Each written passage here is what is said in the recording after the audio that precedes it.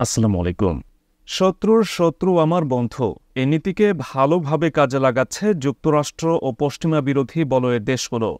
এবার ইয়েমেনের হুথি ফিলিস্তিনের হামাসের সাথে সম্পর্ক আরও মজবুত করছে দুই পরাশক্তি চীন ও রাশিয়া। ইতিমধ্যে হুথি, রাশিয়া এবং চীনের মধ্যে তুলনামূলকভাবে বন্ধুত্বপূর্ণ সম্পর্ক অনেক দূরে গিয়েছে, যা ইসরায়েল ও যুক্তরাষ্ট্রের জন্য রীতিমতো চিন্তার বিষয়। বিশ্লেষকরা বলছেন, রাশিয়ার বিপক্ষে গিয়ে ইউক্রেনকে এবং চীনের বিপক্ষে গিয়ে তাইওয়ানকে যেভাবে যুক্তরাষ্ট্র সরাসরি রাজনৈতিক ও সামরিক সমর্থন দিচ্ছে, তারই প্রতিশোধ নিচ্ছে দেশ দুইটি।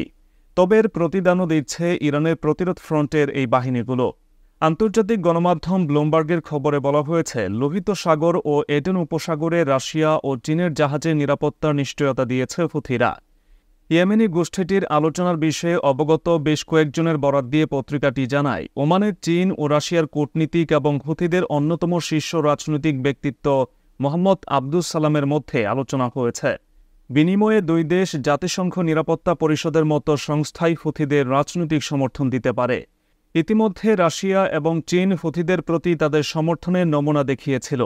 জানুয়ারিতে দেশ দুটি সাগরে হুথি হামলার নিন্দা করে জাতিসংঘের নিরাপত্তা পরিষদের একটি প্রস্তাবে ভোট দেয়া থেকে বিরত ছিল এবং ফেব্রুয়ারিতে ইয়েমেনে হুথিদের উপর মার্কিন এবং ব্রিটিশ সামরিক হামলাকে অবৈধ বলে সমালোচনা করেছিল। সেই সাথে তারা জানায়, জাতিসংঘের নিরাপত্তা পরিষদ ইয়েমেনে এমন হামলার অনুমোদন দেয়নি। এই বছরের শুরুতে একটি হুথি প্রতিনিধি দল রাশিয়ার পররাষ্ট্র মন্ত্রণালয়ের সাথে আলোচনার জন্য মস্কো সফর করেছিল। দলগুলো গাজার সংঘাতের অবসান ঘটাতে ইসরায়েল ও মার্কিন যুক্তরাষ্ট্রকে চাপ দেওয়ার ব্যবস্থা নিয়ে আলোচনা করেছে, যাতে হাজার হাজার ফিলিস্তিনি নিহত হয়েছে।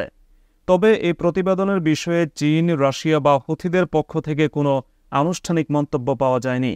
গাজায় চলমান যুদ্ধের কারণে ইসরায়েলের মিত্রদের চাপে ফেলার উপায় হিসেবে নভেম্বর থেকে লোহিত সাগর অঞ্চলে জাহাজগুলোকে টার্গেট করে আসা ইয়েমেনের হুথিরা ভারত মহাসাগর অঞ্চলে জাহাজের বিরুদ্ধে তাদের অভিযান সম্প্রসারণের হুমকি দিয়েছে। এতে ইসরায়েল ও পশ্চিমাদের অর্থনীতির চাকা অনেকটাই থেমে যাওয়ার উপক্রম। তবে হুথিদের সাথে এমন চুক্তি বা জোটের ফলে চীন, রাশিয়ার জাহাজগুলো এসব সাগরে নিরাপদে চলাচল করতে পারছে।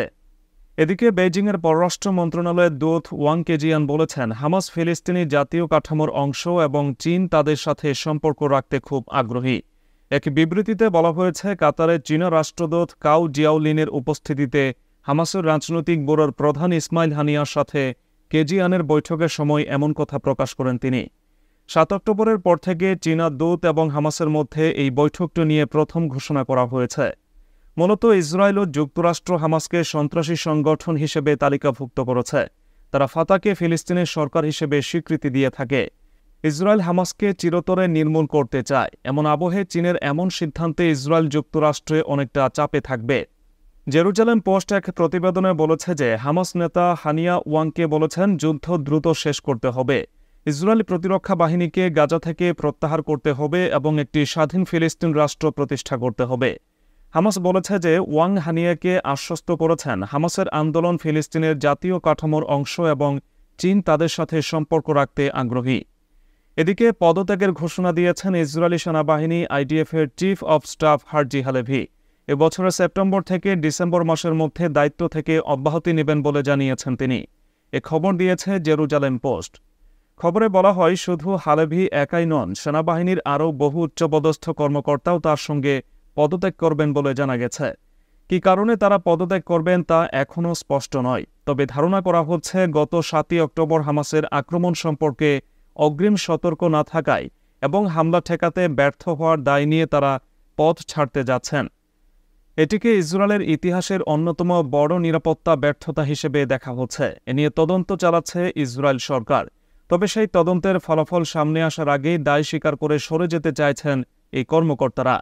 আপাতত যুদ্ধ চলছে, তাই সবাই নিজ নিজ দায়িত্ব পালন করে চলেছেন। কিন্তু যুদ্ধ থামলে কিংবা সুবিধাজনক সময় পেলে এর আগেই আনুষ্ঠানিকভাবে পদত্যাগ করবেন তারা। এর আগে হালেভি একবার বলেছিলেন, গত ৭ই অক্টোবর যা হয়েছে তার জন্য আমি দায়ী। এরপর থেকে যা হয়েছে এবং যা হবে আমি একাই তার সব দায় নেব। আমরা এখন যুদ্ধে আছি, তাই আমাদের ফোকাস শুধুমাত্র যুদ্ধের দিকে থাকতে হবে। অপরদিকে গাজা যুদ্ধ বন্ধের জন্য আন্তর্জাতিকভাবে চাপে থাকা যুক্তরাষ্ট্র অনেকটা বাধ্য হয়ে নতুন পদক্ষেপ নিতে যাচ্ছে। ইতিমধ্যে গাজায় অবিলম্বে যুদ্ধবিরতি চেয়ে জাতিসংঘে প্রস্তাব দিয়েছে দেশটি। এছাড়া যুদ্ধের পরে গাজায় কিভাবে সুশাসন আনা যাবে ও গাজাকে সুরক্ষিত রাখা যাবে সেই পরিকল্পনা নিয়ে আলোচনা করতে মধ্যপ্রাচ্য সফরে গেছেন মার্কিন পররাষ্ট্রমন্ত্রী অ্যান্টনি ব্লিংকেন। প্রথমে সৌদি আরব ও তারপর মিশরে আরব নেতাদের সাথে পররাষ্ট্রমন্ত্রী অ্যান্টনি ব্লিংকেন আলোচনা করবেন, যাকে মার্কিন যুক্তরাষ্ট্র বলছে an architecture for lasting piece, অর্থাৎ সেখানে দীর্ঘস্থায়ী শান্তির লক্ষ্যে একটি কাঠামো তৈরির চেষ্টা করা হবে। এবারের আলোচনার মূল বিষয়বস্তুও এটি। এই উদ্যোগ এমন সময়ে নেওয়া হলো যখন প্রত্যক্ষদর্শীরা বলছেন ইসরায়েলি বাহিনী গাজা শহরের আল শিফা হাসপাতালের চারপাশে আগ্রাসন বাড়িয়েছে, এমনকি তারা বেশ কয়েকটি বিমান হামলা চালিয়েছে। এর আগে ইসরায়েলের সেনাবাহিনী বলেছিল যে তারা সোমবার থেকে সেখানে ৯০ জন বন্দুকধারীকে হত্যা করেছে। একই সাথে যুদ্ধবিরতি ও জিম্মিদের মুক্তির জন্য কাতারে ইসরায়েল ও হামাসের মধ্যে পরোক্ষ আলোচনা চলছে। তবে কিছু বিষয় দেখে বোঝা যাচ্ছে যে একটা অগ্রগতি আসন্ন। গাজায় যুদ্ধ শুরুর পর থেকে এই অঞ্চলে এটি ব্লিংকেনের ষষ্ঠ সফর। সৌদি নেতাদের সাথে দেখা করতে বুধবার বিকেলে তিনি জেদ্দায় অবতরণ করেন। সূর্যাস্তের কিছুক্ষণ আগে বিমান থেকে নামার পর সৌদি পররাষ্ট্র মন্ত্রণালয়ের মাজিন আল হিমালি সহ অপেক্ষমান কর্মকর্তারা তাকে অভ্যর্থনা জানান এবং আলিঙ্গন করেন। পরে রাজপ্রাসাদে সৌদি যুবরাজ মোহাম্মদ বিন সালমানের সঙ্গে দেখা করেন। যুক্তরাষ্ট্রের স্টেট ডিপার্টমেন্টের মুখপাত্র ম্যাথিউ মিলার বলেছেন যে তারা একটি যুদ্ধবিরতি চুক্তির সিদ্ধান্তে পৌঁছানো ও গাজায় চলমান মানবিক সংকটের মাঝে সেখানে ত্রাণ বিতরণ বাড়ানোর বিষয়ে আলোচনা করবেন।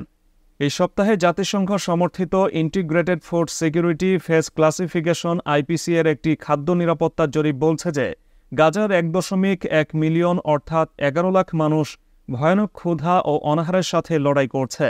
সংস্থাটি আরও বলেছে যে আগামী মে মাসের মাঝে গাজার উত্তরাঞ্চলেও একটি মানবসৃষ্ট দুর্ভিক্ষ আসতে চলেছে। এছাড়াও মিলার বলেন পররাষ্ট্রমন্ত্রীর আলোচ্যসূচিতে আরও থাকবে গাজার জন্য সংঘাত পরবর্তী পরিকল্পনার সমন্বয়। এটি নিশ্চিত করা যে হামাস আর গাজাকে নিয়ন্ত্রণ করতে না পারে বা ৭ই অক্টোবরের হামলার আর পুনরাবৃত্তি ঘটাতে পারবে না। ফিলিস্তিনি জনগণের জন্য একটি রাজনৈতিক সমাধান, দীর্ঘস্থায়ী শান্তি স্থাপন এবং এই অঞ্চলের নিরাপত্তা। ব্লিংকেন মিশরের নেতাদের সাথে দেখা করবেন। এদিকে ইসরায়েলের প্রধানমন্ত্রী বেনিয়ামিন নেতানিয়াহু বারবার গাজায় পিএ নিয়ন্ত্রণের বিষয়টিকে প্রত্যাখ্যান করেছেন। এই অবস্থায় গাজায় পিএকে ফিরিয়ে আবার চেষ্টার কারণে তার এবং যুক্তরাষ্ট্রের প্রেসিডেন্ট জো বাইডেনের সম্পর্কে কিছুটা চিড় ধরাতে পারে। তবে এই পরিকল্পনার বিষয়ে জানেন এমন কেউ কেউ স্বীকার করেছেন যে যুদ্ধবিরতি চুক্তিতে অগ্রগতির অভাব, গাজায় চলমান মানবিক সংকট, ইসরায়েলি ও ফিলিস্তিনিদের মধ্যে বিদ্যমান অবশিষ্ট আস্থাটুকুও ভেঙে যাওয়ার কারণে আপাতদৃষ্টিতে এটিকে উচ্চাভিলাষী বলে মনে হচ্ছে, যদিও মার্কিন প্রশাসন তাদের এই পরিকল্পনার বিষয়ে এখনও আশাবাদী। ব্লিংকেনও তার বর্তমান সফরের অংশ হিসেবে শুক্রবার ইসরায়েলও যাবেন। মিলারের মতে তিনি ইসরায়েলি নেতাদের সাথে জিম্মিদের বিষয়েও রাফাতে বেসামরিক নাগরিকদের রক্ষা করার জন্য হামাসের পরাজয় সুনিশ্চিত করা নিয়েও আলোচনা করবেন। প্রেসিডেন্ট জো বাইডেন ইসরায়েলকে সতর্ক করেছেন যে দক্ষিণাঞ্চলীয় শহর রাফাতে আক্রমণ শুরু করা ভুল হবে, কারণ সেখানে ১ মিলিয়নেরও বেশি বাস্তুচ্যুত বেসামরিক লোক আশ্রয় নিয়েছে। কিন্তু মঙ্গলবার নেতানিয়াহু বলেন ইসরায়েল রাফাতে হামাস ব্যাটালিয়নদের নির্মূল করার জন্য দৃঢ় প্রতিজ্ঞ এবং স্থল আক্রমণ ছাড়া এটি করার আর কোনো উপায় নেই।